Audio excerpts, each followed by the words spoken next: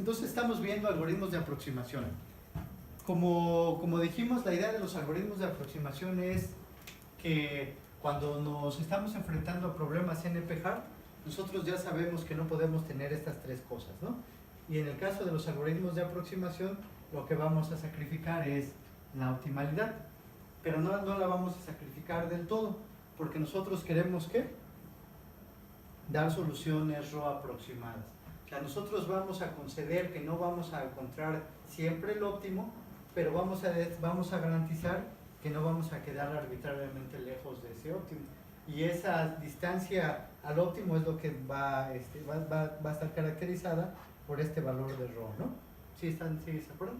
Entonces, el problema es que nosotros, o digamos que el reto es que estas demostraciones hablan del óptimo sin que podamos conocer su valor, pero ya sabemos qué es lo que hacemos, ¿no? Lo que hacemos es que acotar a ese óptimo y nuestras demostraciones están basadas en esas cotas sobre el valor óptimo. ¿Sí están de acuerdo?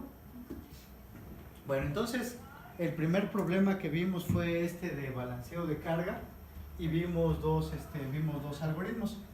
En el primer algoritmo nada más estaban las tareas ordenadas arbitrariamente y se las íbamos poniendo a la máquina más que menos cargado. exactamente, ¿no? A la máquina menos cargada. Y entonces nuestra demostración de aproximación vino a través de dos lemas. Entonces, ¿qué hicimos? Entonces, teníamos nuestras máquinas, teníamos nuestros conjuntos de máquinas, y lo que hicimos fue fijarnos en la iésima máquina, que es la que quedó con la carga más alta, ¿no? Y entonces, en esta máquina nos fijamos en una tarea antes que pusimos, o sea, digo, la última tarea que pusimos, ¿no? Sobre esa máquina que fue la que quedó más cargada, ¿sí? Y entonces a esta tarea, la última, se llama la tarea, le pusimos tarea J.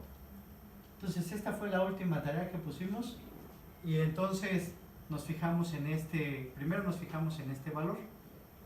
¿Cómo es este valor con respecto a las cargas de las otras máquinas? Exactamente, es menor, ¿no? Entonces todas las otras máquinas tendrían que estar por acá. ¿Por qué? Porque por eso la escogimos a ella, ¿no? Porque era la más descargada. Entonces, ¿qué es lo que vimos? Que de hecho esta máquina, su carga es menor que el promedio de ¿quién? Que el promedio de la carga de todo el sistema, ¿no? Y entonces esa era nuestra cota 1. Nuestra cota 1 era que el valor óptimo tenía que ser menor o igual que el promedio de toda la carga al sistema. ¿Sí están de acuerdo? Entonces, si esa fue esta cota, pues esta cota es la del lema 1. Y luego después, el lema 2, ¿qué decía? Que también la carga máxima tenía que ser mayor o igual que ¿quién? Que cualquier tarea solita, ¿no? ¿Por qué? Porque pues, alguien tiene que ejecutarla, ¿no? Entonces, la carga máxima a fuerza tiene que ser mayor o igual que cualquier tarea solita, ¿sí? Y entonces esta era esta parte de acá. Y entonces así fue que encontramos que nuestra solución, como esta es menor o igual que el óptimo y esta es menor o igual que el óptimo, la carga calculada por nuestro algoritmo tendría que ser menor o igual que 2 veces el óptimo, ¿sí? Y por lo tanto es una 2 aproximación. Entonces lo que quiere decir es que nunca nuestra solución va a ser más grande que 2 veces el óptimo, ¿sí? Bueno, entonces después lo que hicimos fue, nos dimos cuenta que el problema era que al aquí caer cualquier cosa, digamos que el peor caso era cuando aquí cayera la más quién, al final cayera la más pesada, ¿no? Entonces propusimos otro algoritmo en el que ahora los ordenábamos en orden ¿quién? En orden descendente, ¿no? Entonces ahora los ordenábamos en orden descendente y entonces digamos que esta última tarea iba a ser más pequeña que ¿quién? Que todas las anteriores, ¿no? ¿Sí están de acuerdo? Pero bueno, entonces ahora lo que hicimos, bueno, para lo que hicimos fue intentar calcular ahora una nueva cota para esta nueva última tarea que era la última tarea en caer. Entonces lo que hicimos fue lo siguiente. Bueno, primero nos fijamos que solamente se volvía interesante cuando teníamos más de M1 trabajos. ¿Por qué? Porque si teníamos M o menos trabajos, ¿en qué caso teníamos? Exactamente, ¿no? O sea, nada más todos tienen uno y la solución iba a ser óptima, ¿no? Bueno, entonces ahora, suponiendo que teníamos más de M1 trabajos, por el principio del Palomar, que era cierto. Que a una le toca más de un trabajo. Exactamente, ¿no? Que al menos en cualquier solución, a una le debe tocar al menos, ¿qué? Al menos dos, ¿no? Entonces ahora nos fijamos en esa solución. Ahora, nosotros aquí tuvimos dos casos. El caso uno es que ella sea la que me define la carga máxima o que sea otra, ¿no? Vamos a ver el caso en el que ella me define la carga máxima. Vamos a poner que él es el que me define la carga máxima. Si él me define la carga máxima, ¿qué yo sé acerca de la longitud de esta tarea con respecto a la longitud de la de abajo y al total?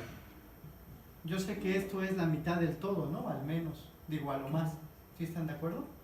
¿Por qué? Porque esta es a lo más igual que esta. ¿Sí están de acuerdo? Entonces, si estas dos son iguales, entonces esta es exactamente la mitad. Si estas son más chiquitas, si esta es más chiquita, es menos que ¿qué? Es menos que la mitad, ¿no? Entonces, si esta es la máxima, entonces él es menor que ¿qué? Menor que un medio del óptimo. ¿Sí están de acuerdo? Entonces, ¿qué es esta cota de acá? Pero ahora pensemos que había otra más grande. Si había otra más grande, esta también sigue siendo ¿qué? Menor que un medio del óptimo. ¿Sí están de acuerdo? Entonces se mantiene. Entonces ya con eso llegamos a que la garantía de aproximación de este nuevo algoritmo era en realidad, bueno, o nuestro cálculo era 3 medios. ¿Sí? ¿Sí es claro para todos esa parte? Entonces, se fijan, son en realidad cálculos sencillos con la que nosotros podemos dar garantías acerca de nuestro algoritmo. Y si se fijan, nuestro algoritmo es un algoritmo greedy vulgar, ¿no? Lo que le da la característica de ser aproximación, un algoritmo de aproximación es que la demostración, ¿no? O sea, que nosotros podemos demostrar que no nos va a dar soluciones arbitrariamente mal. Bueno, entonces, otra cosa que discutimos fue qué tan estrechas son esas garantías, ¿no? Y preguntábamos que si estos análisis eran estrechos o no. Vimos que en el caso de la dos aproximación sí era un análisis estrecho. ¿Y cómo lo hicimos para mostrar que nuestra cota de aproximación era estrecha? Pues lo que hicimos fue mostrar una instancia o mostrar un ejemplo en la que entonces aquí lo que dibujé la otra vez es, imagínense aquí que aquí tengo el óptimo y aquí estaría dos veces el óptimo, ¿no? Y entonces aquí en este eje, ¿qué había?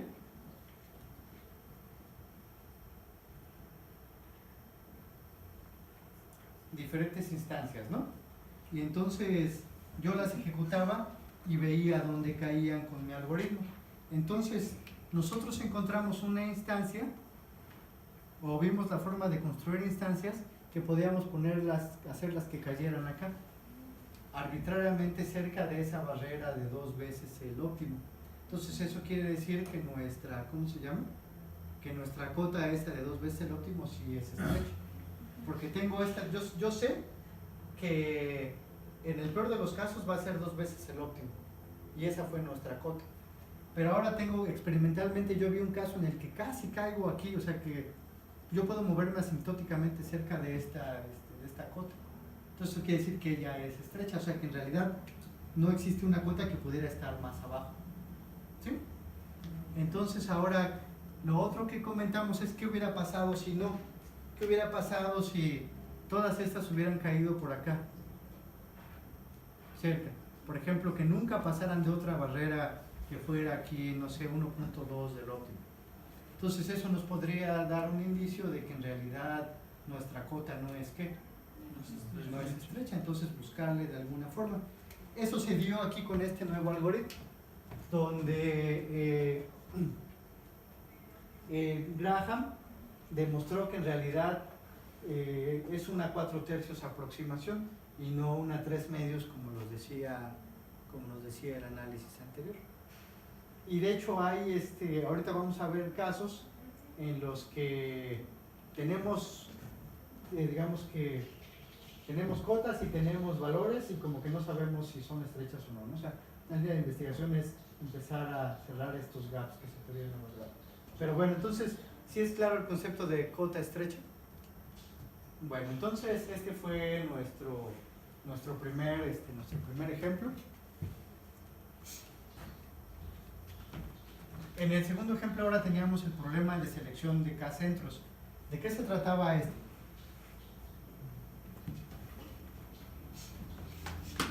Nosotros teníamos n casas y lo que queríamos es ponerle K-centros. ¿Y estos K-centros los queríamos poner de qué manera? La menor distancia, bueno, que la casa que está o el sitio que está más lejos recorra la menor distancia. Exactamente. ¿Qué es para una casa cualquiera? Lo único que me interesa es su centro más cercano, ¿no? O sea, por ejemplo, esta casa nada más me interesa. No me interesa qué tan lejos esté, ¿no? Porque ella siempre iría a este centro. Entonces lo que queremos es que la casa que tenga su centro más cercano más lejos sea lo más pequeño posible, ¿no? Y eso es lo que nos va a dar la calidad de la solución. Entonces me fijo, ¿quién es el que tiene que transportarse la distancia más larga? ¿Qué es este? Entonces eso me va a definir la calidad de ¿cómo se llama? La calidad de mi solución. O sea, yo quiero que, y eso le llamamos el radio de cobertura, ¿no? Entonces yo quiero que este sea lo más pequeño posible, ¿no? O sea, la casa al cual su centro más cercano sea la distancia más larga, yo quiero que eso sea, ¿qué?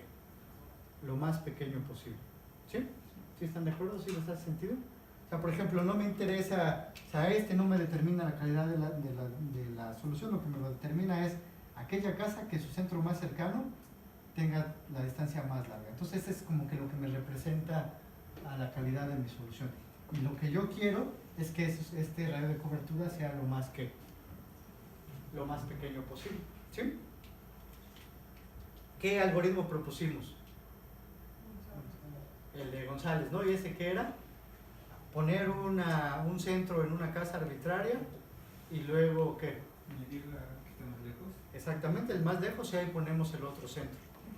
Y luego ponemos el siguiente centro otra vez en aquella casa cuyo centro más cercano sea ¿quién? Exactamente, el más lejano de todos. Y ahí vamos poniendo ¿cómo se llama? Ahí vamos poniendo nuestros centros. Entonces, ¿sí es claro? ¿Sí recuerdan todos? Bueno, entonces eso ya teníamos. Ahora, otra cosa que vimos que era importante es cómo es la distancia. Bueno, esto no.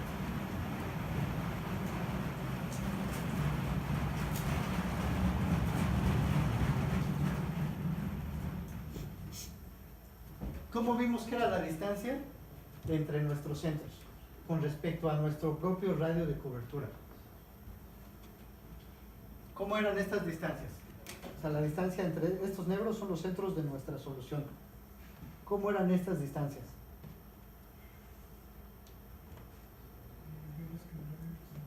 ¿Mande? Exactamente, todas eran mayores que nuestro radio de cobertura, ¿sí están de acuerdo? ¿Y eso por qué era?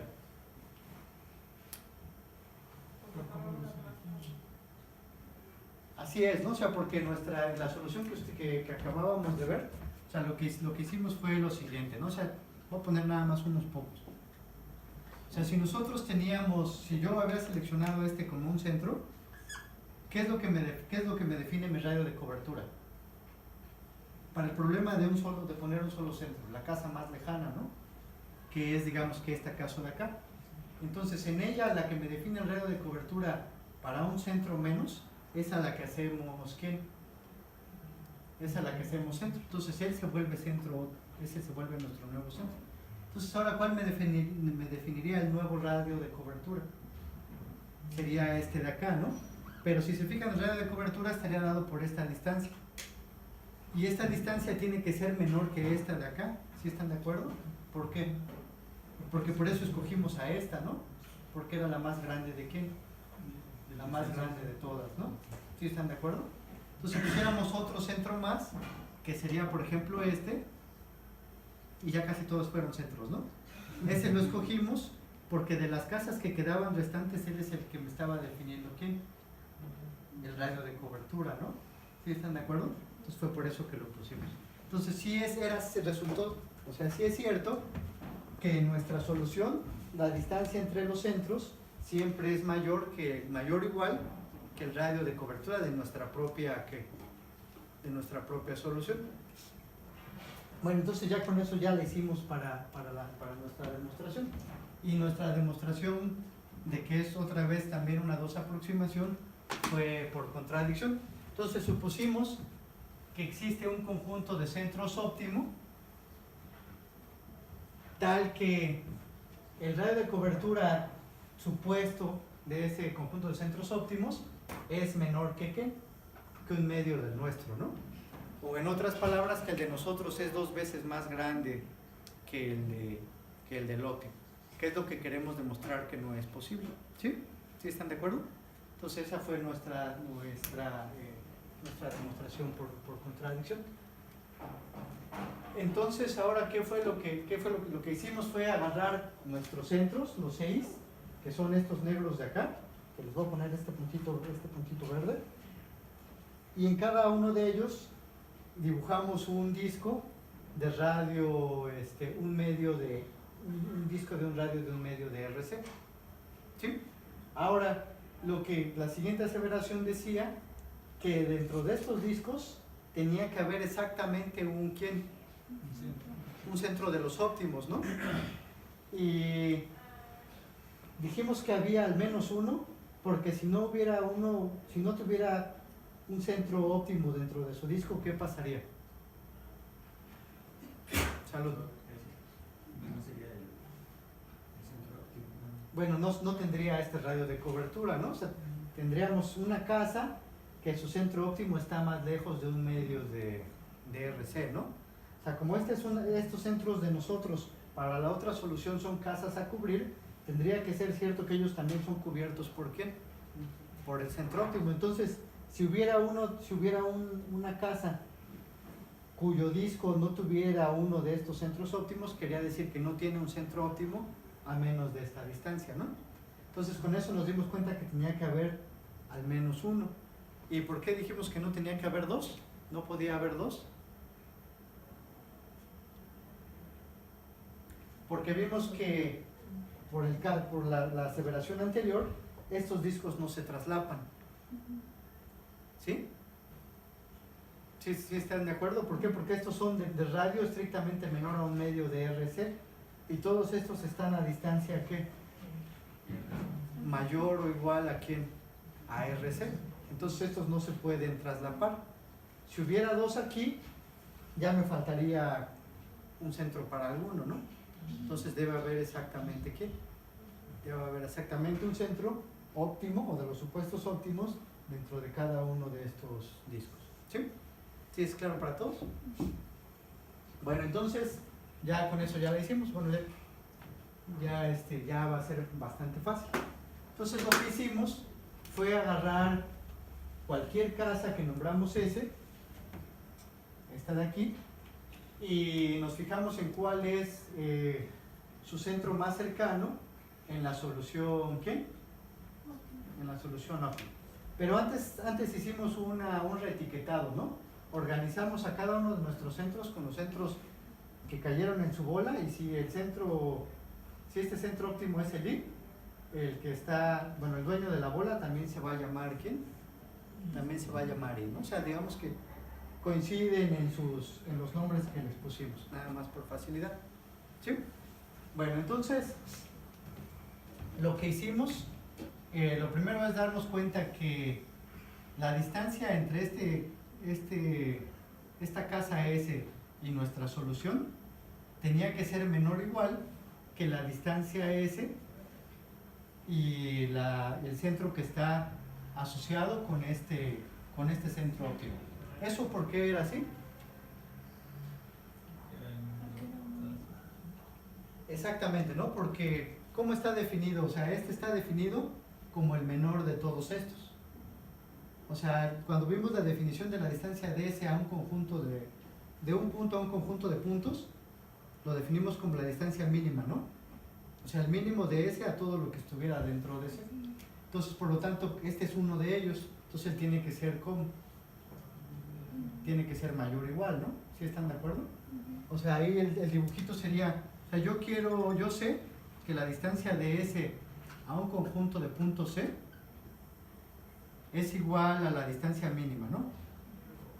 Ahorita pensé, nada más imaginémonos qué es este, porque él es el que está más, este es el punto dentro de este conjunto de puntos que está más cercano de ese, ¿sí? Entonces así está definido la distancia de un punto a un conjunto. Entonces es cierto que cualquiera de estos, su distancia tiene que ser como mayor o igual que el mínimo, ¿no? Entonces es esto que está puesto acá. Ahora, después lo que hicimos fue simplemente aplicar la desigualdad del triángulo, ¿no? Y dijimos que la distancia de S a CI debe ser menor o igual que la distancia de S a CI estrella más la distancia de CI estrella a CI. ¿Sí? Nada más, ¿por qué? Por desigualdad del triángulo. Pero ahora sabemos, bueno, pero además fíjense que estos son distancias también de un lugar al conjunto, bueno, a un elemento del conjunto ¿quién? Óptimo, ¿no? Y esta es la distancia de un lugar a un elemento de ¿quién? Del conjunto óptimo también. Entonces, todos estos deben de ser como menores o iguales que ¿quién? Que el radio de cobertura, ¿no? Porque el radio de cobertura es la distancia que la distancia más pequeña, perdón, la distancia más grande al centro más que al centro más cercano, ¿no? ¿Sí están de acuerdo? Entonces, como este es más grande que este y este es más grande que este, uno de estos solitos, entonces estos dos tienen que ser menores o iguales que 2 veces este radio de cobertura, ¿sí? Entonces, ¿a qué es a lo que llegamos? A que 2 veces el radio de cobertura tenía que ser mayor o igual que la distancia de un centro a nuestro, ¿cómo se llama? A nuestro conjunto solución. Pero ¿cómo está definido nuestro radio de cobertura? O sea, este es ¿qué? Este es cualquiera, ¿no? ¿Y el radio de cobertura con cuál nos quedamos? Con el mayor, pero de todas maneras aquí estamos cubiertos porque este es ¿quién?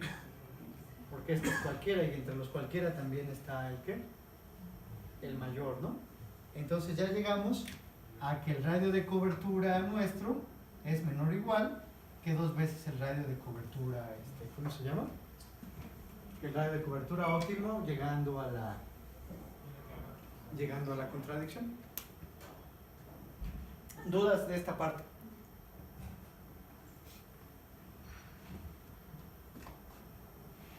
Bueno, entonces vamos a ver otros más. Bueno, aquí nada, bueno, también lo que dijimos es que para este problema hay un teorema que dice que ¿qué? Ah, sí, bueno, lo que ya habíamos dicho, o sea que esto es lo mejor que se puede hacer. O sea que no se puede aspirar a dar una mejor aproximación que 2. O lo que es lo mismo que a menos que P sea igual a NP, no es posible resolver el problema de ρ aproximación para ρ menor que 2. O sea, la mejor aproximación posible es esta.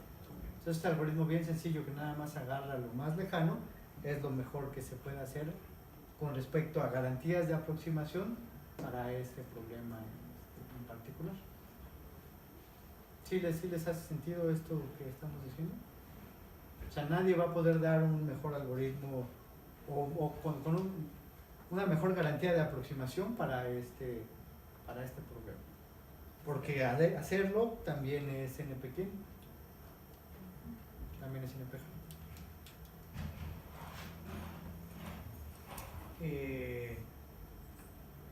quiere decir que también en la práctica este es el mejor algoritmo que puede haber.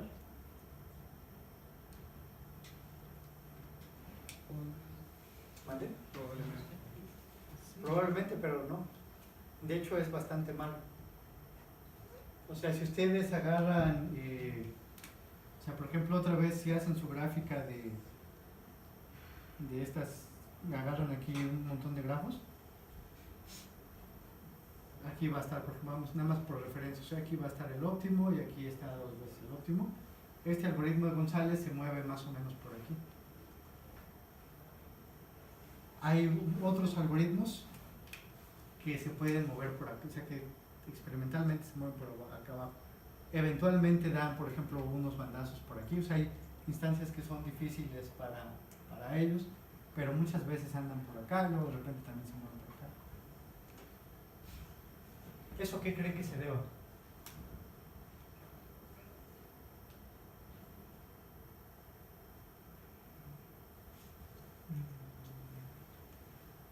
Y tomar un ciclo aleatorio que se puede estar hasta variando, podemos agarrar unos demás en medio. Ah, bueno, eso también es un buen punto. Digamos que una primera mejora del algoritmo de González es gastar una complejidad de n extra por probar con todos los posibles puntos iniciales, ¿no? O sea, pruebo con todos los primeros puntos, incluido el del medio y todos los demás, y veo cuál es la mejor solución. De todas maneras, ese es malón. Pero sí era un punto para mejorar el trabajo. ¿Qué creen que es lo que haga que en la práctica no sea tan bueno con respecto a otros? Que esas instancias son poco probables. También, pero digamos ya desde el punto de vista de, sí son poco probables, pero si se fijan este algoritmo es como que muy conservador. O sea, porque imagínense que está así el grafo, ¿no? Nosotros nos vamos hasta aquí, hasta el final, cuando haría sentido no irnos hasta el más lejos de todos, ¿no? ¿A cuál haría sentido irse? Ándale, o sea, un poquito por acá, ¿no? O sea, sí cubrir al último. O sea, lo que quiero es que el último ya no me esté molestando para mi, ¿cómo se llama? Para mi radio de cobertura, pero no irme al último. Podría irme un poquito más abajo y cubrir algo así.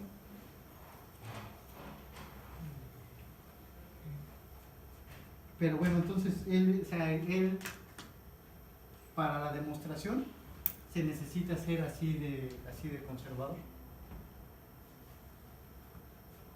De hecho, el mejor algoritmo conocido experimentalmente es una 3 aproximación.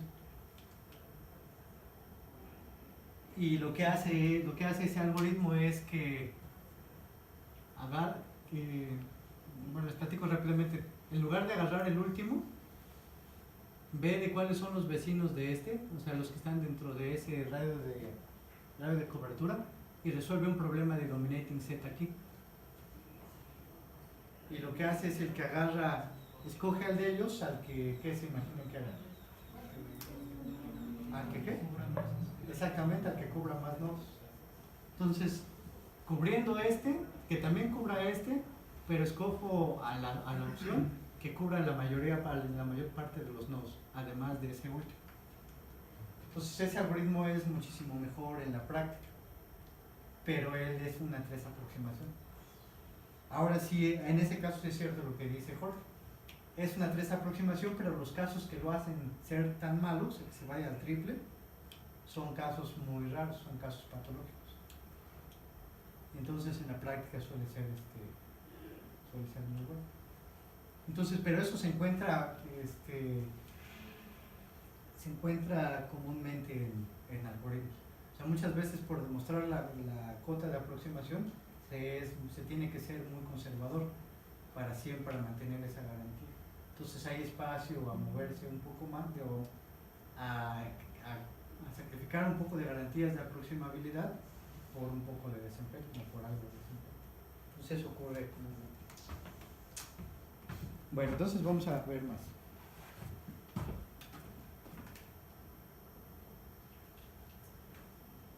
Entonces lo que vamos a ver ahora se llama The Pricing Method. Este método es un método de aplicación bueno, que tiene muchas aplicaciones, o sea, no nada más se va a aplicar al problema que estamos viendo ahorita. y está bonito. Y lo vamos a utilizar, lo vamos a presentar con el ejemplo del vertex cover. Y el problema que vamos a resolver es vertex cover con peso. Entonces, dado un grafo y pesos en los nodos, ¿qué es lo que queremos? Escoger el conjunto que peso mínimo que toque a todas las quienes, que toque a todas las aristas, ¿no? Entonces, por ejemplo, aquí este es un vertex cover, pero pesa, y ni es un vertex cover, ¿verdad? No. Bueno, entonces no. El de allá sí es un vertex cover, sí, ¿no? Y pesa 8. Bueno, entonces en general nosotros queremos a un conjunto de los nodos que cubra todas las aristas y su peso sea mínimo, ¿sí? Bueno, entonces, ¿qué es lo que hace el pricing method? Lo que va a hacer el pricing method es asignarle, como que lo que vamos a tener es que las aristas le van a pagar pasaje a los nodos para que se las lleven, ¿no? O sea, digamos que las aristas van a pagar un cierto precio para que sean cubiertas por los nodos. Entonces lo que vamos a querer es que esos precios sean justos. Y lo que vamos a ver es que si asignamos esos precios justos, o sea, lo que vamos a hacer es asignar esos precios de forma tal que nos ayude a seleccionar los nodos que van a formar parte del vertex cover. Y de hecho nuestro algoritmo va a hacer las dos cosas al mismo tiempo. Le va a asignar precios a las aristas, o lo que pagan las aristas de pasaje, y va a seleccionar a los nodos para formar parte del vertex cover. Estos precios que les vamos a asignar después también nos van a servir para demostrar que nuestro algoritmo va a ser también una 2 aproximación. ¿Una 2 aproximación? No, entonces en este caso, ¿qué sería? Este es un problema de ¿qué? Sí, una 2 aproximación, porque es un problema de minimización también, ¿no? Bueno, entonces, como decía, entonces en el pricing method, las aristas van a pagar pasaje a los nodos, pero vamos a ver cuánto.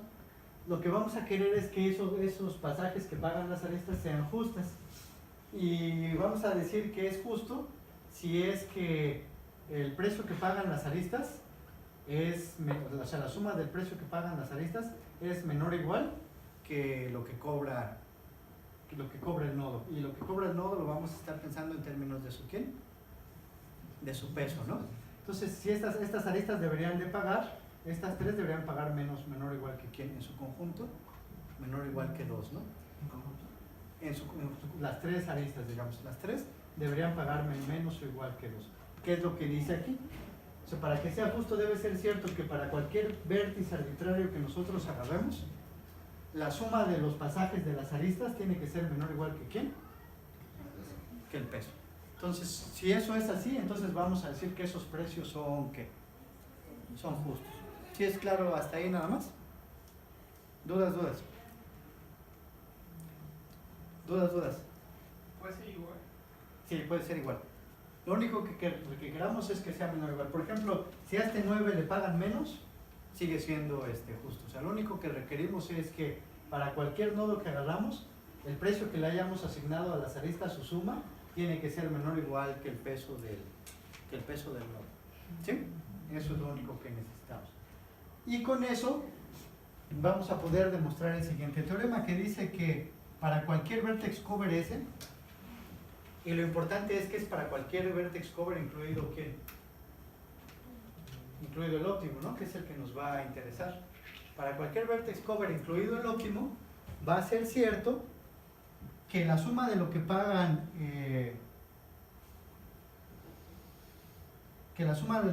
todas las aristas es menor o igual que el peso de ese vertex cover. Entonces, a la suma de los pesos de un conjunto lo vamos a anotar nada más por W de S. ¿Sí? Entonces, ¿sí es claro lo que dice nuestro teorema? O sea, para cualquier asignación de precios justos, va a ser cierto que la suma para cualquier asignación de precios justos y para cualquier vertex cover, va a ser cierto que la suma de los precios de las aristas va a ser menor o igual que el peso del ¿quién? Del vertex cover. ¿Sí? Entonces la demostración está más o menos fácil. Entonces, lo que nosotros sabemos es que esta suma sobre los precios de las aristas la podemos acotar por arriba si la organizamos de la siguiente manera. Entonces ahora la vamos a organizar sobre los elementos, sobre los nodos que están en el vertex cover. Y por cada uno de estos nodos lo que vamos a hacer es sumar las aristas. ¿Por qué esto tiene que ser mayor o igual que esto? Porque al ser ese un vertex cover, él cubre a quiénes, a todas las aristas, ¿no? Entonces todas las sumas que están acá aparecen acá, y de hecho acá pueden aparecer otras más, ¿no? En el caso en el que vertex cover que esté en los dos puntos finales de una arista, ¿no? O sea, en el vertex cover sí pueden, o sea, si tengo una arista arbitraria esta, si tengo mi arista arbitraria IJ, en el vertex cover sí se vale que los dos estén. O sea, yo lo único que necesito es que al menos uno, para que sea un vertex cover. Pero podría ser el caso de que las dos estuvieran. Entonces, en este caso, esta arista, su precio lo estaríamos pagando, ¿quién? Lo estaríamos pagando doble, ¿no? Lo estaríamos pagando por I y por J. Pero bueno, entonces sí es cierto que si yo sumo por todos los elementos del vertex cover el precio de sus aristas incidentes, esto debe ser mayor o igual que si nada más sumo las aristas así individuales una sola vez. ¿Sí? ¿Sí es claro para todos? Bueno, entonces, ahora si se fijan, cada una de estas, o sea, para cada una de estas, o sea, para cada nodo, que eso, si se fijan aquí estamos sumando sobre todos los nodos que están en nuestro vertex cover. Ahora, sobre todo uno de estos, dado que hay justicia, el precio que pagan las aristas tiene que ser menor que ¿quién? Que el peso del nodo. Entonces, ¿qué es lo que está puesto acá, no? O sea, esta suma de los precios de las aristas incidentes al vertex cover tienen que ser menor o igual que el peso de los nodos que están en ese, ¿quién? En ese vertex cover. ¿Sí están de acuerdo? ¿Esto por qué? Por la justicia, ¿no? Por la justicia de los precios. Ahora entonces, pero esto es exactamente igual a ¿quién? Al peso del vertex cover, sí. Si se pone el inicio y el final, o sea, el nodo inicial y final solo se suma una vez, ¿verdad? El costo de la arista, bueno, el precio de la arista. No, se suman dos veces. ¿Dos veces? Sí, o sea, aquí es esta suma tal cual, que me voy, digamos, de nodo en nodo en mi vertex cover y me fijo quiénes son sus, ¿cómo se llama? Ah, sus aristas. Me fijo quiénes son sus aristas y las sumo. Y por eso aquí las puedo sumar doble. Pero no importa porque yo lo único que quiero es que este sea una ¿qué de este? Una cuota superior, ¿no? Yo lo que quiero es que este sea una cuota superior. De hecho, si no los dejáramos que sumaran doble, ¿cómo iba a ser esto con respecto a esto? Iban a ser iguales. Pero como no nos importa porque queremos una cuota superior. O sea, ¿qué es lo que queríamos relacionar? La suma de los pesos justos y el peso del vertex cover. Y quiero hacer énfasis a este vertex cover, ¿cuál es? El que sea, ¿no? Incluido el más gacho, que es ¿quién? Todo, y el más chido, que sería el óptimo, ¿no? ¿Sí están de acuerdo? ¿Sí les queda claro? Bueno, entonces ahora lo que vamos a hacer es poner nuestro algoritmo para poner precios y seleccionar el vertex cover al mismo tiempo. Y es un algoritmo muy sencillo. A ver, antes de ponerlo, ¿cómo le harían? ¿Qué harían? ¿Qué harían? Un algoritmo greedy. Pues elegir el más pesado y quitar sus aristas. Elegir al más pesado y quitar a sus aristas. Pues sí tiene sentido, ¿no? O sea, bueno, primero, ¿qué es lo que queremos hacer? Queremos asignar precios y queremos también al mismo tiempo seleccionar nodos, ¿no? Y queremos que esta asignación de precios sea justa, ¿no? Entonces vamos a irnos allá, vamos a asignarle precio a las aristas. Entonces, ¿qué haríamos? Me fijo en la arista y veo el nodo más barato, ¿no? Eso es lo que va a hacer el algoritmo. Agarro una arista arbitraria. Bueno, una arista arbitraria, vamos a decir que un nodo es estrecho si es que ya le pagaron su precio, las aristas. Entonces, al principio, ningún nodo está estrecho, ¿no? Entonces agarro cualquier arista que no tenga nodos estrechos. Entonces agarro, por ejemplo, que agarro esta, ¿no? ¿Qué precio le pondríamos?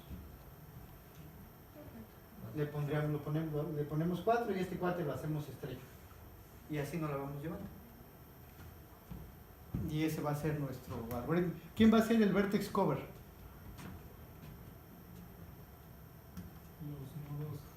Los nodos estrechos. Entonces el algoritmo tal cual está puesto acá, ¿no? Entonces dice, vamos a vertex cover aproximado con el pricing method. Entonces lo que hacemos es, tenemos un while que dice mientras exista una arista IJ, tal que ninguno de sus puntos finales esté estrecho. Y estrecho quiere decir que las aristas ya le hayan pagado su peso, ¿sí?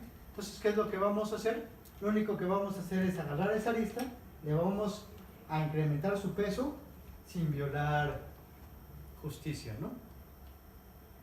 O sea, lo vamos a empezar a incrementar sin que se dé el caso de que en algún momento le pague más a un nodo de lo que es su, ¿cómo se llama?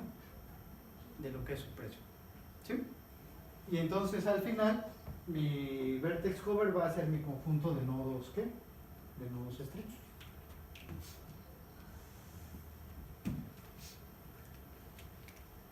Sí les hace citar, pero creo que viene un ejemplito. Entonces ahí se ve un ejemplo pirateado, se ve claramente en la calidad de las... Bueno, entonces empezamos, tenemos ahí los nodos A, B, C y D con sus respectivos pesos, que son los números adentro de los nodos, y el precio que está pagando las aristas, ¿no? Entonces aquí agarramos a cualquier arista que fue esta, y entonces, ¿por qué le pusimos 3 a su precio? Porque imagínense que lo empezamos a hacer crecer hasta que hicimos algún nodo estrecho. De hecho, ya no le podríamos poner más porque violaríamos ¿qué? Justicia, ¿no? O sea, no podríamos intentar hacer estrecho al 4 porque violaríamos la justicia, ¿no? Porque ya el 3 tendría un precio más alto de lo que es su peso, ¿no? Entonces él ya se pone estrecho. El 3 se vuelve estrecho, ¿sí es claro? Entonces agarramos cualquier arista que ninguno de sus dos nodos esté estrecho. Entonces aquí, ¿cuál es el que agarramos? A esta de acá, ¿no?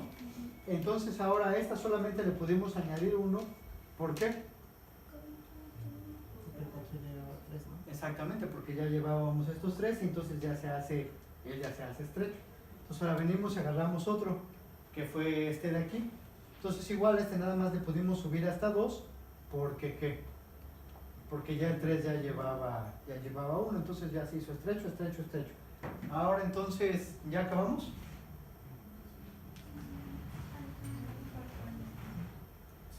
Ya acabamos, ¿no? Porque no tenemos aristas que no tengan nodos estrechos. Y tiene sentido que acabemos ahí, ¿no? Porque cuando no hay aristas sin nodos estrechos, ya tenemos un ¿qué? Ya tenemos un vertex cover, ¿no? Porque los nodos estrechos son los que están en ¿dónde? En el vertex cover. ¿Sí?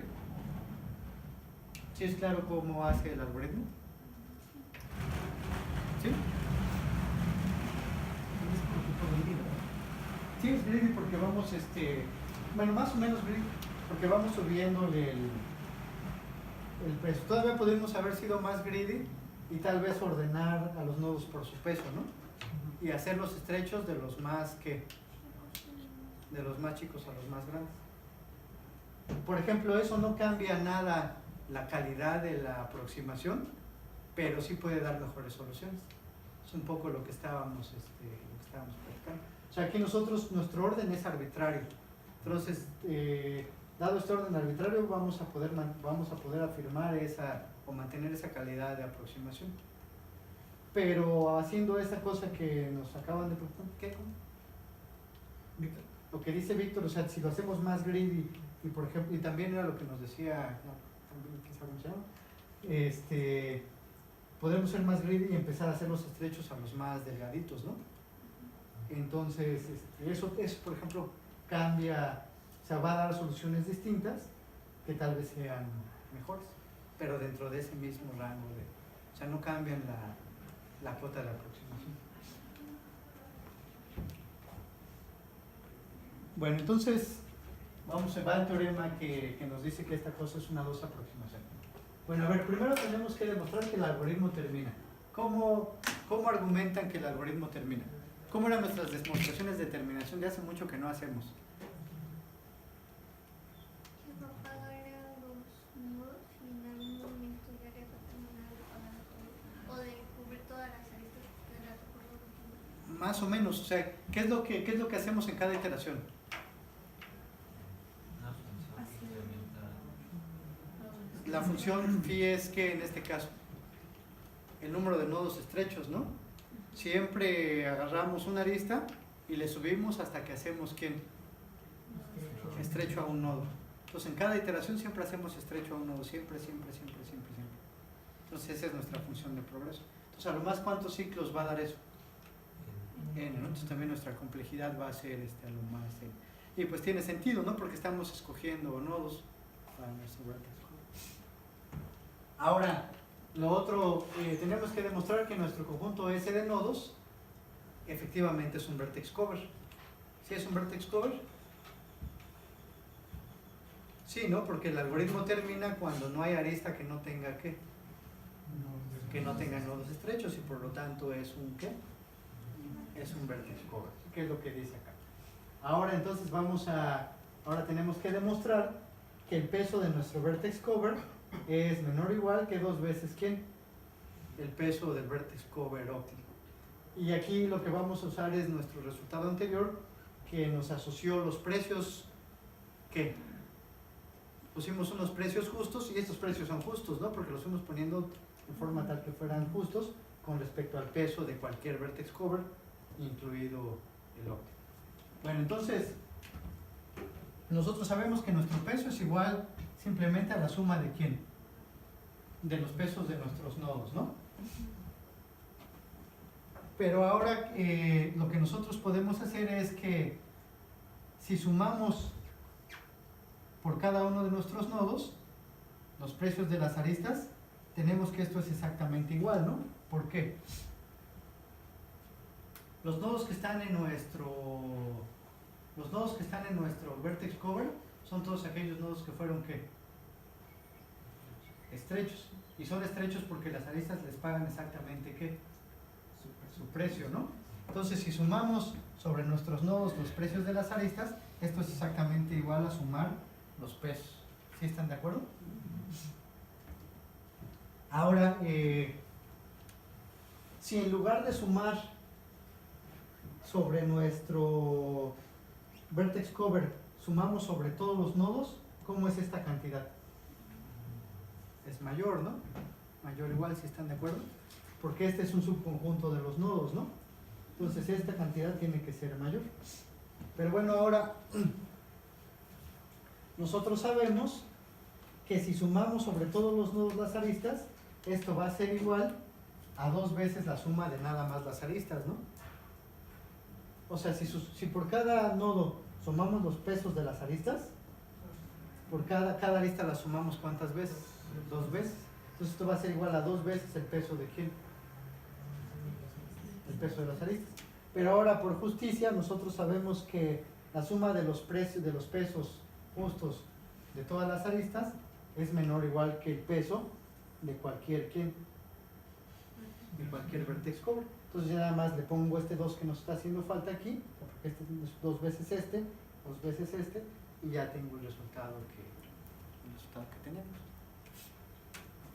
Que es que el peso de nuestro vertex cover es menor o igual que 2 veces el peso de un vertex cover óptimo. Y como les decía, o sea, si buscan hay un montón de problemas que tienen soluciones con pricing method. O sea, es un método que se puede aplicar en una amplia gama de problemas. ¿Dudas? ¿No? Va que sigue. Entonces ahora vamos a ver el de su proyecto. Ahora vamos a seguir con vertex cover, pero ahora lo vamos a resolver con programación, ¿en programación qué? En programación lineal. Bueno, igual hasta ya lo hicieron algunos de ustedes. Y si no, ya háganlo porque ya se les está acabando el tiempo. Bueno, entonces igual otra vez tenemos el problema de vertex cover. Queremos un conjunto de peso, ¿qué? ¿De peso qué? De peso mínimo, ¿no? Que cubra todas las áreas. Bueno, entonces ahora, ¿qué es programación lineal? Bueno, programación lineal es una forma de resolver problemas de optimización donde la función que queremos optimizar, así como un conjunto de restricciones de los valores factibles, son todas lineales. O sea, podemos tener un chorro de variables, o sea, esto puede ser unidimensional, pero todas estas son lineales. ¿Sí? O sea, esa es la restricción que tenemos para programación lineal. Entonces, en general, lo que tenemos es que las restricciones me definen una cosa que le dicen un convex full, a una cosa así convexa, y para que sea convexa, ¿qué quiere decir? ¿Qué? Dos puntos unos con una línea que Exactamente, que cualquiera de dos puntos que estén adentro de esa región convexa se ven. O sea, no les va a través, no va a haber una restricción que les esté ahí tapando la visión, que es exactamente lo mismo que dijo Jorge. O sea, pueden ser unidos por una línea sin tocar ninguna de los hiperplanos de la restricción. Entonces, en este caso del plano, por ejemplo, es la región convexa, todo lo que está acá. Cualquiera de los puntos que pongamos aquí adentro, ¿cómo se llama? Se ve, ¿no? Podemos tener una línea sobre él. Ahora, entonces, como les decía, las restricciones nos definen el área factible. O sea, todas estas son soluciones factibles a nuestro problema. Y tenemos también una función que es lineal, y lo que queremos es el punto dentro de esta área factible que hace que esa función tome un valor ya sea máximo o mínimo. Entonces, esos problemas los saben resolver los resolvedores de programación lineal. Entonces, hay un chorro de cosas que se pueden modelar así. Y es así como que el materialito de la investigación de operaciones. Y bueno, nosotros el problema que vamos a querer resolver con programación lineal es nuestro problema de vertex cover con peso. ¿Sí? Entonces ahora lo que nosotros queremos es formular el problema de vertex cover como un problema de programación lineal. Entonces vamos a tener que definir una función objetivo y un conjunto de ¿qué? Y un conjunto de restricciones. ¿Sí? ¿Sí están de acuerdo? Bueno, entonces lo que vamos a hacer es que por cada nodo de mi grafo voy a definir una variable de mi problema de programación lineal. Y lo que yo voy a querer es que esa variable valga 0 si es que ese nodo ¿qué? No forma parte del vertex cover, y 1 si es que ¿qué? Si forma parte del vertex cover. ¿Sí están de acuerdo? Entonces voy a tener n variables, cada variable me representa un nodo de mi grafo. Y lo que voy a querer es formularlo esto de tal manera que esta variable tome 0, o cuando esta variable tome 0 yo pueda decir, me diga que ese nodo no está en el vertex cover, y cuando vale 1 que sí esté en el vertex cover. ¿Sí? Entonces, a ver, a partir de esto de acá, ¿cómo sería nuestra función objetivo? Exactamente, ¿no? Mi función objetivo nada más yo lo que quiero es minimizar la suma de todos los W, Is, X, Is, ¿no? ¿Sí están de acuerdo? Esa es la función que yo quiero minimizar esta, ¿cómo se llama? Yo quiero minimizar esta suma. ¿Sí están de acuerdo? Porque digamos que aquí los que valgan 1, yo pago su peso, ¿no? Yo quiero los menos posibles. Pero ahora, minimizar esto solito no me dice nada, ¿no? Porque minimizar esto nada más le pongo puros ceros a las variables y pues ya lo hago mínimo en 0, ¿no? Tengo unas restricciones extras. Las restricciones extras es que yo quiero que sea un vertex cover. Entonces ahora, por cada arista, o sea, si yo tengo esta arista E que me une al nodo U y al nodo B, debo de generar una restricción que va a hacer que ¿qué? Que dentro del... U o B tienen que estar. Exactamente, U o B tienen que estar. Entonces, ¿cómo lo hacemos? XU, exactamente, más XB tiene que ser mayor o igual que 1, ¿no? ¿Sí están de acuerdo? O sea, al menos 1 tiene que valer ¿qué? 1, y eso es para toda para todas mis aristas. ¿Sí están de acuerdo? ¿Sí les hace sentido a todos? En el que ustedes cuando hicieron Independent Set, ¿cómo lo habían puesto? El de su proyecto es Independent Set, ¿no?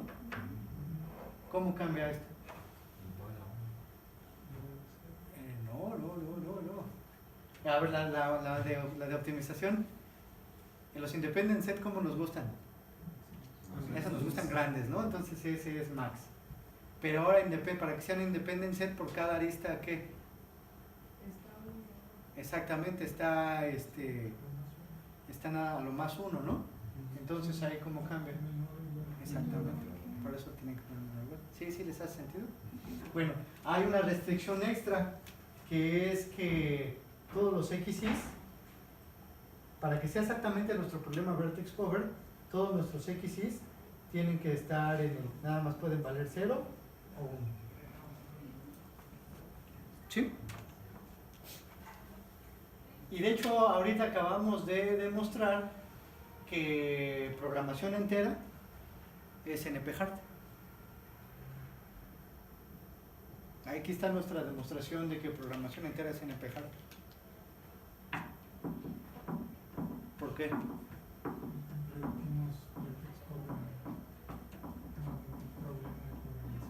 Así es.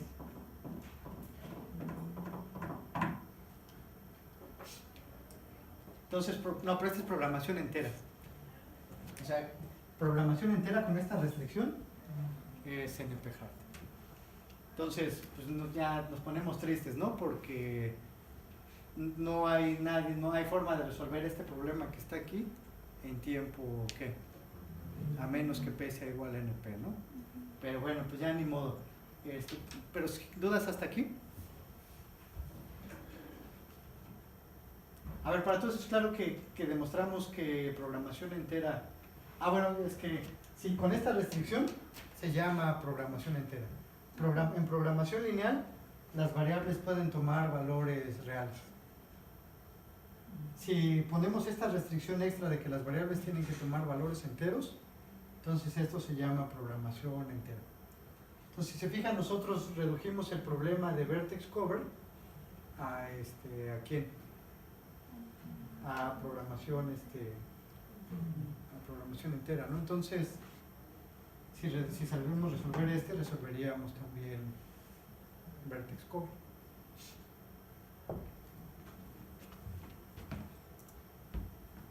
Bueno, entonces ya esto es lo que dice aquí. Nuestra formulación de programación entera, esta nada más que bonita, está acá.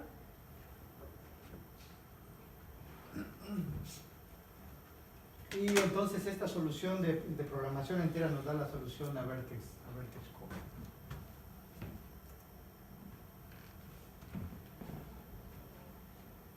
Entonces nuestra formulación de vertex cover prueba que programación entera es NP-hard, ¿no? Es un problema NP-hard. Entonces pues no nos ayudaría mucho, bueno, no hay una forma de resolverlo en tiempo polinomial. Pero entonces lo que vamos a intentar hacer es regresar a nuestro plan original, que era resolverlo ¿con quién? Con programación lineal, ¿no? Y dejar que, entonces, para que sea programación lineal, lo único que vamos a hacer, no está puesto acá, pero lo que vamos a quitar es la restricción de que nada más valgan 0 y 1, y la restricción que vamos a dejarle es que sean mayores que 0. Entonces, programación lineal sí sabemos resolverla en tiempo polinomial. Bueno, no, de hecho sí, o sea, los algoritmos de elipsoide fueron los primeros que resolvieron programación lineal en tiempo polinomial. Ahora ya hay una familia de algoritmos que se llaman de punto interior, que son bastante rápidos y que resuelven en tiempo polinomial programación lineal. Como les decía, mucho tiempo, aun cuando este era exponencial, simplex era mucho más rápido que las soluciones polinomiales. Igual por lo mismo que lo dijo Jorge, o sea, las instancias que hacían que simplex se tardara tiempo exponencial eran muy raras, no aparecían en la práctica. Pero bueno, aún ahora los algoritmos de punto interior son polinomiales y también en la práctica son muy rápidos.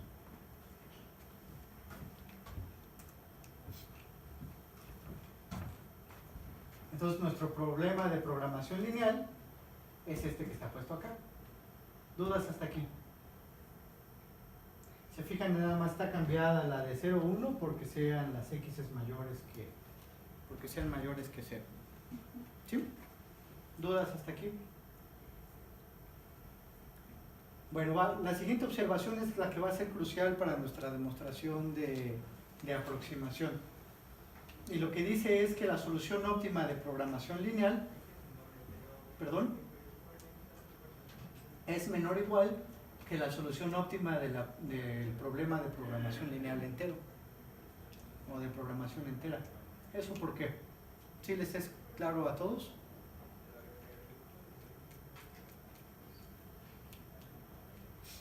O sea, tenemos dos problemas. Tenemos dos problemas distintos o dos formulaciones. Esta que es nuestro problema de programación lineal que es con la restricción de que las x sean mayores que 0. Y tenemos nuestro otro problema que le llamamos ILP, de Interior Linear Programming. Y la diferencia es que aquí por los x's los tenemos que deben estar ¿en quién? Entre 0 y 1. Ahora, lo que nos dice, me da, una vez que lo resuelvo, me da un valor, el valor óptimo de esta función, dadas estas restricciones, y cuando resuelvo que es lo mismo, me da el valor óptimo dadas estas restricciones. ¿Sí? Ahora, lo que nos dice esta observación es que el valor óptimo de va a ser más pequeño que el valor óptimo de de acá. ¿Por qué? ¿Mandé? Exactamente, esa es la solución. O sea, si se fijan, lo voy a dibujar, o sea, aquí, lo voy a dibujar en 2D, ¿no? Pero ustedes lo que vamos a tener es una serie de restricciones. Y el área factible va a ser todo lo que esté aquí adentro. ¿Sí? ¿Cómo se verían más o menos las restricciones del problema de programación entera? Unos puntitos, pero ¿quiénes? Pero esos puntitos, ¿dónde están? Todos están aquí adentro. O sea, lo que está diciendo Jorge, la región factible del problema de programación entera está contenido en la región factible de programación lineal. Entonces, a donde quiera que pueda llegar el de los puntos, puede llegar el continuo, ¿no? Pero no viceversa. Y la función objetivo es exactamente la misma. O sea, la función objetiva nada más es tomar los valores en los puntitos. ¿Cuánto vale mi función objetivo en los diferentes puntitos? Y la de programación lineal es cuánto vale la función objetivo en cualquier punto de la región, incluidos los puntitos, ¿no? Entonces, cualquier valor que me pudiera dar programación entera, también me lo puede dar ¿quién? Programación lineal, pero no viceversa. Entonces, por lo tanto, la solución de programación lineal siempre es más pequeña, o siempre es más, en este caso que estamos minimizando, siempre es más pequeña que la de programación, ¿cómo se llama? Entera. ¿Cuál es la diferencia? Que esta solución sí es factible, porque me da nodos completos, y esta solución ¿qué? No es factible, porque me va a dar ¿qué? Pedazos de nodo. ¿Sí? O sea, si esa me da un valor más chido, pero no es factible en el problema que me interesa, porque el problema que me interesa solamente me acepta, o sea, solamente tiene sentido que las variables valgan 0 o 1, que es meter o no meter a quién, a cada uno de los nodos. ¿Sí están de acuerdo? Entonces él me da mejores valores, pero no necesariamente ¿qué? Factibles. ¿Sí están de acuerdo? Pero bueno, lo que sí es importante es que lo que nos dé siempre es más pequeño que lo de acá. Ahora entonces, nosotros vamos a resolver y que nos da valores reales. Entonces, ¿qué vamos a hacer? Redondear para recuperar una solución una solución factible. Entonces, ¿cómo creen que sea el esquema de redondeo que vamos a implementar? Así como todos los redondeos, ¿no? Si es mayor o igual que un medio, lo hacemos 1, y si no, lo hacemos 0, y ya. Y ya esa es nuestra solución, es lo que ustedes van a hacer también en su proyecto. Y entonces ahí va el teorema.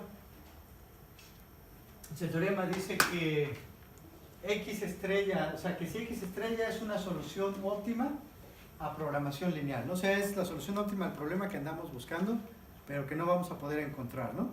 Porque es hard. Entonces ahora lo que vamos a hacer es un vertex cover S que vamos a definir de la siguiente manera. Van a ser todos aquellos nodos de mi grafo, tales que su variable correspondiente, ¿qué? Haya tomado un valor de más que un medio, o igual, ¿no? Mayor o igual que un medio, ¿sí? Entonces, qué es lo que hace, o cómo fue nuestra metodología? O sea, nuestra metodología era, teníamos un grafo, ese lo convertimos en un problema ¿de quién? Programación lineal, ¿no? Lo volvimos en programación lineal, y luego a este lo redondeamos, y ya obtuvimos nuestro vertex cover, ¿cómo se llama? Nuestro vertex cover S, ¿sí? Ahora, aquí, pero esta solución de programación lineal, ¿cómo se ve? Esto de aquí, ¿cómo se ve? Son valores para las variables, ¿no? O sea, me dice a x1 ponle tal valor, a x ponle 0, a x2 ponle 0.7 y así, ¿no? Esta fue la solución de programación lineal. Ahora, a partir de... Sí. ¿Todos esos valores son menores a 1? ¿Cuál quieres que sea la respuesta? ¿Qué no? Sí, la respuesta es sí. ¿Por qué? Pues es que no veo cómo tendría sentido que fuera mayor a 1. Porque estamos minimizando. O sea, aun cuando no tenemos una restricción que diga que las variables tomen valores mayores, o sea, no hay una restricción que diga que no pueden tomar valores mayores que 1. Como es un problema de minimización, siempre van a tomar los valores más pequeños, entonces no va a haber ninguna razón para que los haga. Y se puede demostrar. Pero digamos que la intuición es eso, o sea, al estar minimizando, nunca una variable va a poder tener un valor. O sea, no va a tener, nunca vas a minimizar la función haciendo que la variable tome un valor mayor que 1. Y para la tarea, porque la tarea se supone que sí podría, ¿no? Estamos maximizando. En la tarea, pero ahí tienes otra restricción, ahí es al revés. Ahí dice que las x más 1 tiene que ser menor o igual que 1. O sea, siempre está al revés, ¿no? ¿Sí? Bueno, entonces, sí es claro cómo se ve lo que sale por acá. Un conjunto de valores a estas variables. Ahora, el proceso de redondeo es, si esta valía 0, quiere decir que el nodo 1, ¿qué? No va en el vertex cover. No sé si es vertex cover. Este va en el vertex cover y así sucesivamente, ¿no? Entonces, ahora lo que nosotros queremos es caracterizar la calidad de esa solución. Entonces, lo primero que tenemos que demostrar es que efectivamente ese sea un vertex, X sea un vertex cover. ¿Si es un vertex cover o no? La forma en la que no sea un vertex cover es que los dos valieran, o sea, digamos que por cada arista nosotros tenemos esta restricción, ¿no? Entonces, la forma en que no fuera un vertex cover es que los dos valieran menos que quién. Menos que un medio, ¿no? O sea, para que no meta ni a X ni a Y ni a J al vertex cover, tuvo que haber sido cierto que XY y XJ ambos valieron ¿qué? Menor que un medio, ¿no? Y eso no es posible, ¿no? No puede ser que si los dos valgan menores que un medio, su suma sea mayor o igual que 1, ¿no? ¿Sí? Entonces tiene que ser un ¿quién? Un vertex cover, ¿no? O sea, todas las aristas, al menos una de las variables, la vamos a redondear a 1, porque al menos una de las dos tiene que valer al menos 0.5. ¿Y puede darse el caso en que las dos Sí, sí, puede darse el caso. Y en ese caso, ¿qué parece? No tiene nada de malo. Pero en el redondeo, pues no. No importa, ¿Lo o sea, metemos o sí, sí. metemos los dos? ¿O? sí, el redondeo hay que meterlas las dos. Ok. Porque, o sea, puede ser que estos nodos van adentro, o sea, pero ya con eso también ya cubriste a todos los de acá, ¿no? O sea, sí, no sería raro, no es raro que los dos nodos de una arista vayan al vertex cover. Porque pues ya, es mejor poner a estos dos que a todos estos, por ejemplo. Sí, ¿les hace sentido? Bueno, entonces ahora nada más tenemos que demostrar que tienen el costo correcto. A ver, nada más, entonces, las estrellas, a las variables con estrella, son los valores óptimos del problema de ¿quién? De programación lineal, ¿no? Son óptimos, pero no factibles, pero son óptimos para su problema de programación lineal, porque el resolvedor de programación lineal siempre me da el valor, Entonces ellos son los X estrellas y. Bueno, entonces ahora sea S estrella un vertex cover óptimo. ¿Sí? Vertex cover óptimo. Entonces ahora lo que nosotros sabemos es que la suma de los pesos de la solución. O sea, a ver, bueno, este es el resultado óptimo de quién? Del problema de qué? Programación lineal entera, ¿no? O sea, porque él es el problema en el que nada más tengo, ¿qué? Nodos completos, ¿no? Entonces ya sabemos que este es más grande o igual que la solución óptima del problema de programación, ¿quién? De programación lineal, ¿no? ¿Sí están de acuerdo? O sea, siempre mi valor de programación lineal va a ser más chiquito o igual que el de programación entera, por lo que discutimos, que es que todos los lugares donde busca programación entera también busca programación lineal y no viceversa, ¿sí? Y pues ya acabamos, ¿no? Porque nosotros sabemos que todos estos XYs que yo agarré para, o sea, todos estos XYs que yo agarré para mi solución, todos estos valen ¿cuánto? Al menos un medio, ¿no? O sea, es un medio o más. Entonces, si yo lo factorizo como un medio, ¿cómo es este resultado con respecto a este? O sea, todos estos XYs valen un medio o más, ¿no? Entonces los estoy factorizando como un medio. Entonces, ¿cómo es esto con respecto a esto?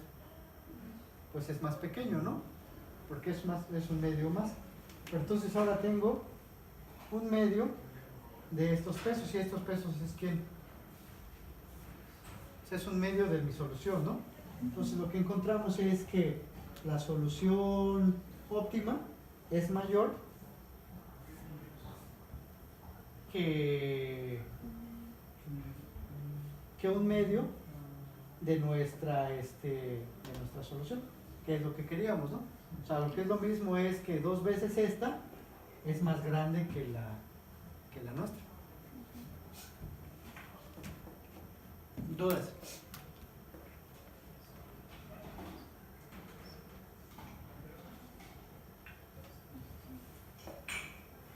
Ahí a la segunda de hecho les quitamos un poco más, ¿no? O sea, porque esta suma que está allá sigue siendo cierta si yo la hago así.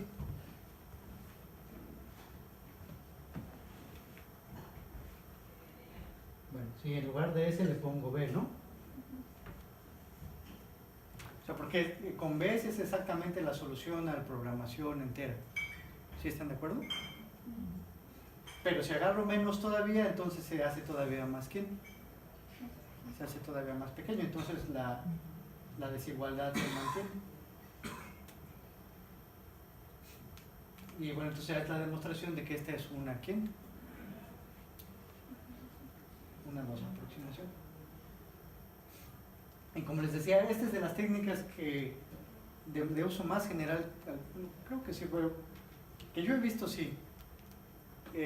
Con la forma con la que hacen más algoritmos de aproximación es con reducciones a programación lineal o a sus variantes más poderosas. O sea, por ejemplo, una de las líneas de investigación que se hace mucho es programación semidefinida. O sea, en lugar de tener, hay generalizaciones a programación lineal como programación cuadrática, y una de las generalizaciones más generales es programación sobre semidefinida. Entonces, formular problemas como un problema de programación semidefinida que se puede hacer en tiempo polinomial y luego redondeos. Hacen mucho con eso. Y está padre. Bueno, ¿dudas? Bueno, entonces ya con esto, no es cierto, todavía falta. Con esto lo dejamos por hoy. Y, bueno, nada más, a ver. Nosotros tenemos esta dos aproximación. En el 2001, estos cuates, el Dinur y Zafra, en el 2001 demostraron que a menos que que no era que para ρ's menores o iguales que este número, no era posible dar una mejor aproximación. Luego, bueno, de hecho ellos mismos después lo refinaron y vieron que no era que el verdadero valor de ρ es 1.36. Entonces un problema de investigación abierto es cerrar el gap. O sea, cerrar el gap entre el algoritmo que tenemos que nos da que nos da dos aproximaciones y la cota que tenemos que es esta de 0.36.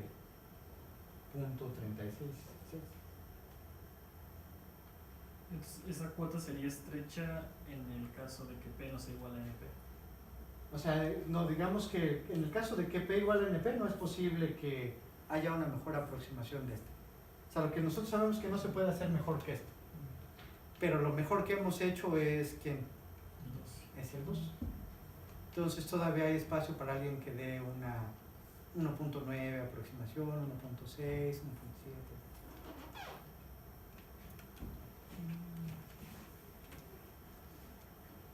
Bueno, entonces ya vamos. La próxima vez vamos a ver problemas Polynomial Time Approximation Scheme, que es una clase de problemas hard que no son tan hard, o sea, es como que son de los más buena onda de los hard. Y ya con eso acabamos la próxima.